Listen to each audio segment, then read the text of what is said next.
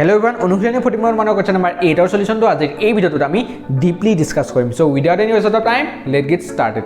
so এতিয়া আমি question number 8 ত কি দি আছে 8 ত কৈছে যে সম্পূৰ্ণ শৈক্ষিক বৰ্ষত এটা শ্ৰেণীত এজন শিক্ষকে লোৱা 40 জন ছাত্ৰৰ অনুপস্থিতিৰ হিচাপ তলত দিয়া হ'ল এজন ছাত্ৰৰ অনুপস্থিতিৰ মাধ্য দিন নিৰ্ণয় কৰা এটা দিনৰ সংখ্যা দিয়া আছে যেটো শ্ৰেণীৰ অন্তৰাল হিচাপে দিয়া আছে আৰু ছাত্ৰৰ সংখ্যা দিয়া আছে ছাত্ৰৰ সংখ্যাটো কি হিচাপে দিয়া আছে 12টা হিচাপে দিয়া আছে সো এতিয়া আমি এই কোৱেশ্চনটো কোনটো পদ্ধতি ব্যৱহাৰ কৰিম মানে মাধ্য দিয়াবলৈ এজন ছাত্ৰৰ অনুপস্থিতিৰ মাধ্য দিয়াবলৈ আমি কোনটো পদ্ধতি ব্যৱহাৰ কৰিম এতিয়া আমি যদি এই কোৱেশ্চনটো ভালদৰে লক্ষ্য কৰোঁ তেতিয়া আমি দেখিম যে এটো আনবোৰ কোৱেশ্চনতকৈ অলপ বেলেগ হয় মানে ইয়াৰ আগত আমি যিবোৰ কোৱেশ্চন কৰি আহিছিলোঁ তাতকৈ অলপমান বেলেগ হয় কাৰণ ইয়াত চাওক এই শ্ৰেণী অন্তৰাল কেইটাৰ মাজৰ যেটো গেপ মাজৰ যেটো ব্যৱধান অৰ্থাৎ যেটো শ্ৰেণী দৈৰ্ঘ্য হেতু বেলেগ বেলেগ হয় 0 পৰা 6 মাজত কিমান গেপ আছে 6 গেপ আছে 6 পৰা 10 ৰ মাজত 4 গেপ আছে ঠিক তেনেদৰে 10 আৰু 14 ৰ ভিতৰত 4 গেপ আছে তাৰ 14 ৰ পৰা আকৌ 20 ৰ ভিতৰত আকৌ 6 গেপ হৈ গ'ল হয়নে আকৌ 20 ৰ পৰা 28 ৰ ভিতৰত 8 গেপ হ'ল আৰু 28 ৰ পৰা 38 ৰ মাজত কিমান গেপ আছে 10 গেপ আছে হয়নে আৰু 38 ৰ পৰা 40 ৰ মাজত 2 ব্যৱধান আছে ঠিক আছে সো যেহেতু ইয়াত থকা ব্যৱধান কেটা শ্ৰেণী অন্তৰাল কেইটাৰ মাজৰ যেটো ব্যৱধান সেই কেটা যেহেতু বেলেগ বেলেগ হয় সেই কাৰণে আমি কি কৰিম 3 নম্বৰ বা 2 নম্বৰ ফৰ্মুলাটো ব্যৱহাৰ কৰিব নোৱাৰো অৰ্থাৎ এটো চাই লওক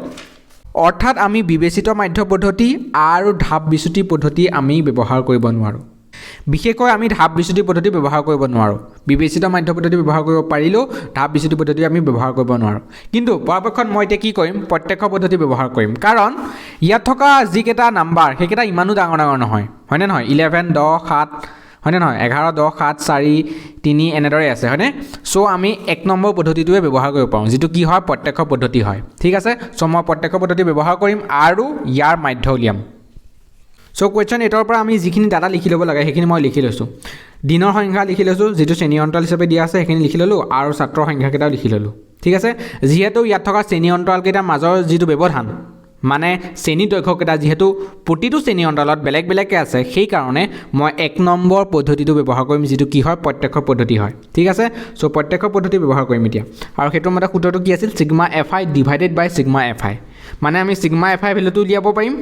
আৰু সিগমা fi xi ভ্যালুটো উলিয়াই দিম তাৰ পিছত আমি মাধ্য ভ্যালুটো পাই যাম ঠিক আছে সো এতিয়া শ্ৰেণী সূচক মানে কি আছিল এতিয়া মই শ্ৰেণী সূচকখিনি উলিয়াম শ্ৰেণী সূচক মানে আছিল যে শ্ৰেণী অন্তৰালটোৰ যেটো নিম্ন সীমা আৰু উচ্চ সীমা সেই দুটা যোগ কৰি আমি 2 দি ডিভাইড কৰি দিওঁ মানে 0 আৰু 6 যোগ কৰিলে কিমান হয় 6 হয় আৰু 6 যেতিয়া আমি 2 দি ডিভাইড কৰি দিম তেতিয়া আমি কিমান পাম 3 পাম ঠিক আছে 3 লিখিলো 6 আৰু 10ক যেতিয়া আমি যোগ কৰি দিম তেতিয়া আমি কিমান পাওঁ 16 পাম আৰু 16ক যেতিয়া আমি 2 দি হৰণ কৰি দিম তেতিয়া আমি কিমান পাম 8 পাম ঠিক আছে 10 আৰু 14 যোগ কৰি দিলে আমি কিমান পাওঁ 24 পাওঁ আৰু 24ক যেতিয়া আমি 2 দি ডিভাইড কৰি দিম তেতিয়া আমি কিমান পাম 12 পাম হয়নে 12 পালো ইয়া আগৰ কোৱেশ্চনবোৰত যে আমি যে কৈছিলো যে দুটা শ্ৰেণী সূচক উলিয়াই লোৱাৰ পিছত আমি বাকি কেটা শ্ৰেণী সূচক মানে ক্যালকুলেশন নকৰাকে যে উলিয়াব পাৰো কিন্তু এই ক্ষেত্ৰত আমি এই কোৱেশ্চনটোৰ ক্ষেত্ৰত আমি উলিয়াব নোৱাৰো কিয় উলিয়াব নোৱাৰো কাৰণ এটো চাওক 3 ৰ লগত 5 যোগ কৰি দিয়াৰ পিছত 8 পাইছো মানে আকৌ 8 ৰ লগত এতিয়া আকৌ 4 হে যোগ কৰিলে বা আকৌ 5 যোগ কৰিব লগা নহল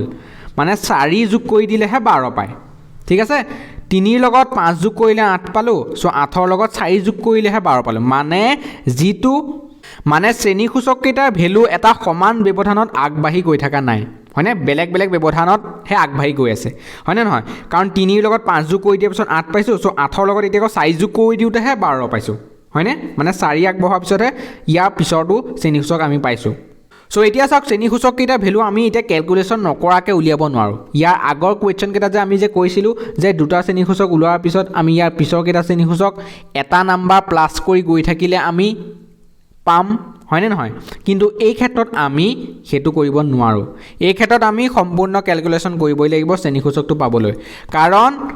এই শ্ৰেণী অন্তৰাল কেইটাৰ মাজত থকা শ্ৰেণী দৈৰ্ঘ্যটো মানে যেটো ব্যৱধান হেকেটা বেলেগ বেলেগ হয় হয়নে না 0 পৰা 6 ভিতৰত 6 ব্যৱধান আছে 6 পৰা 10 ভিতৰত 4 ব্যৱধান আছে যেহেতু শ্ৰেণী দৈৰ্ঘ্যটো যেহেতু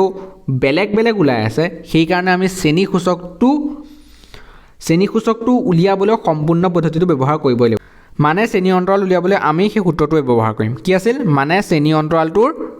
নিম্ন সীমা আৰু উচ্চ সীমা দুটা যোগ কৰি 2 দি ডিভাইড কৰি দিম মানে 14 আৰু 20 যোগ কৰিলে কিমান হ'ব 14 আৰু 20 যোগ কৰিলে হ'ব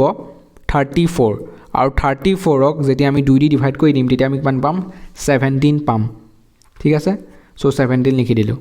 ঠিক তেনেদৰে 20 আৰু 28 যোগ কৰিলে আমি কিমান পাওঁ 20 আৰু 28 যোগ কৰিলে আমি পাওঁ 48 আৰু 48ক যেতিয়া আমি 2 দি ডিভাইড কৰি দিওঁ তেতিয়া আমি কিমান পাম 24 পাম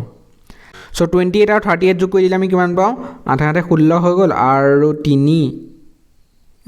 2 5 6 মানে 66 হৈ গ'ল আৰু 66ক যেতিয়া আমি 2 দি ডিভাইড কৰি দিওঁ তেতিয়া আমি কিমান পাওঁ 33 পাওঁ দেই এটা অলপ ভুল হৈ গ'ল সো 33 আৰু ঠিক তেনেদৰে 38 আৰু 40 যোগ কৰি দিলে আমি কিমান পাওঁ 8 আৰু এফালে হ'ব 78 হৈ আছে সো 78 যে হৈ আছে সো 78ক যেতিয়া আমি 2 দি ডিভাইড কৰি দিওঁ তেতিয়া আমি কিমান পাওঁ 7ক যেতিয়া আমি 2 দি ডিভাইড কৰিম তেতিয়া আমি পাওঁ 3 সো 1 18 হৈ গ'ল সো 9 হৈ গ'ল মানে 39 ঠিক আছে 38 আৰু 40 যোগ কৰি আমি যেতিয়া 2 দি ডিভাইড কৰি দিম তেতিয়া আমি কিমান পাওঁ 39 পাওঁ আৰু এটো কিমান আছিল 33 ঠিক আছে সো ঠিক আছে এতিয়া আমি fi * xi ভ্যালুটো উলিয়াই দিব পাৰিম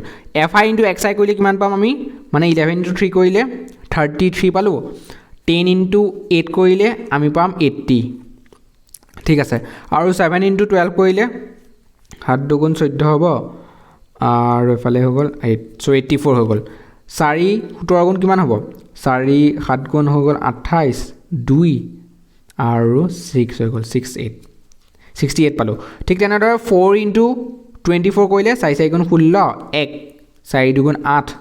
1 9 ঠিক তেনেদৰে 3 * 33 কিমান হ'ব 99 হ'ব 1 * 39 কৰিলে 39 হ'ব ঠিক আছে সো এই গুটেই কেটা ভ্যালু এতিয়া আমি প্লাস কৰি দিম সো এতিয়া আমি কি কৰিম fi xi গুটেই কেটা ভ্যালু প্লাস কৰি দিম মানে কি কৰিম সিগমা fi উলিয়াম যেতিয়া আমি গুটেই কেটা ভ্যালু প্লাস কৰি দিম তেতিয়া আমি কিমান পাম 499 পাম আপোনালোকে কৰি চাব সো এই গুটেই কেটা ভ্যালু প্লাস কৰি দিয়াৰ পিছত আমি কিমান পাম 499 পাম